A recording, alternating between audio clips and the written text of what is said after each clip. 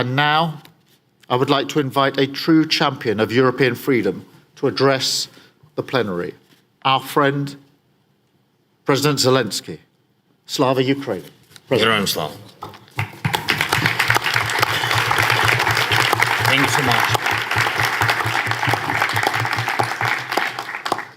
Thank you very much, Prime Minister. Thank you for your kind words about us, about Ukraine, about our fight, and thank you for confirming that relations and cooperation between Ukraine and Britain, as well as between Britain and all of Europe, remains crucial.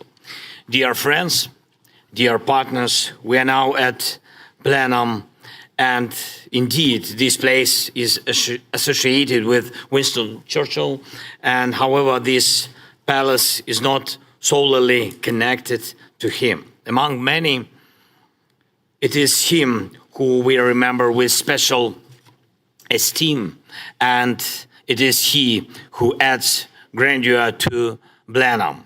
We hold dear Churchill's jokes and remarks, though we probably wouldn't want to be the subject of such biting humor. We return to his speeches and measures our own principles against his decisions, aspiring to similar heights. Yet, it was not this that created his legend. It was his ability to be a steadfast barrier between history and cowardice. And that is the key reason people still look up to him. Bravery made Churchill Churchill. Bravery won the greatest battle of his life. It was the battle for Britain and, of course, for all Europe. Will Europe be a continent that neither surrenders nor sells itself to tyrants? Will Europe be a continent of nations and communities, not a few Führers and their hatred? It was resolved then, and we all see how much the bravery of previous generations has won for us. They secured this Europe for us, which has been peaceful for so long. And now our bravery and cooperation must achieve no less, so that the children of our nations can someday look back at us, at what we've done, at what we've chosen, at what we have promised, and see the pillars of their peace, their security and their prosperity, just as we see it when we look back at the most famous person from Blenheim. Dear ladies and gentlemen, dear leaders, I will focus on 3 points today. First, we have maintained unity in Europe and are acting together, which means that Putin has missed his primary target. He has failed to create division in Europe. The more decisive Europe is in preserving this unity, the long-lasting peace we will ensure. Putin cannot sustain relationships with truly strong leaders, and this is our advantage, but it remains an advantage only as long as we are united. He may try to approach you or go to some of your partners individually, trying to tempt or pressure you, to blackmail you so that one of you betrays the rest, weakening our unity. Yes, everyone chooses for themselves how to act, of course, and what legacy to leave. But if someone in Europe tries to resolve issues behind others' backs or even at the expense of someone else, if someone wants to make some trips to the capital of war to talk and perhaps promise something against our common interests or at the expense of Ukraine or other countries, then why should we consider such a person? The EU and NATO can also address all their issues without this one individual. Second, the reality on the battlefield is more convincing than any abstract deliberations. We have stopped the Russian advance on Kharkiv, period. Putin has sacrificed tens of thousands of his citizens, but has achieved nothing significant. This was made possible by the bravery of our warriors and the bravery of our partners, who have lifted limitations on the use of Western weapons along our border. Did this lead to escalation? No.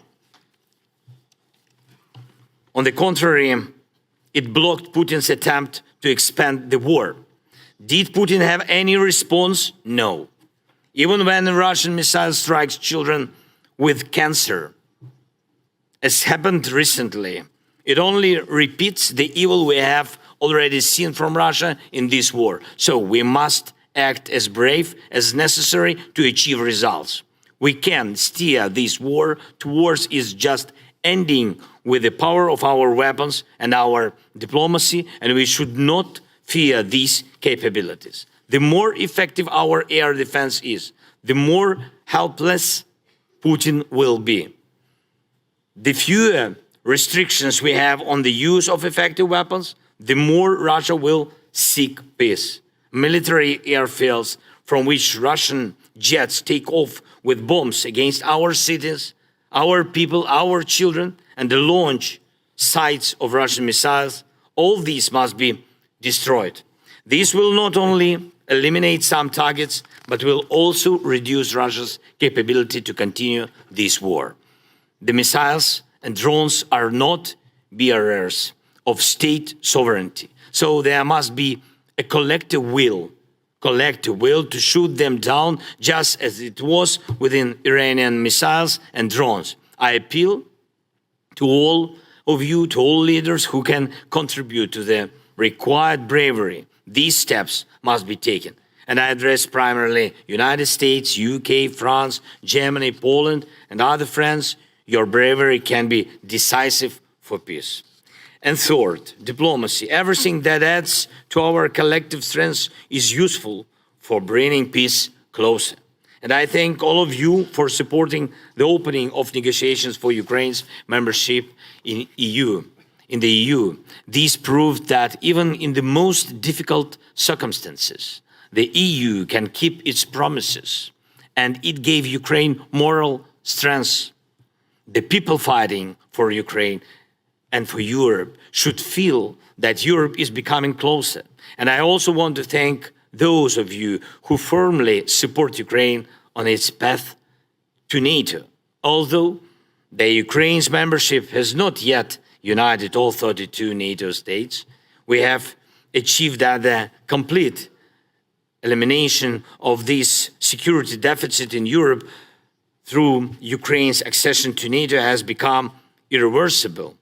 And what we must do at most this year are peace summits. I'm grateful to Switzerland and all the partners who helped us organize the first peace summit. It was a success for everyone who wants a just end to this war.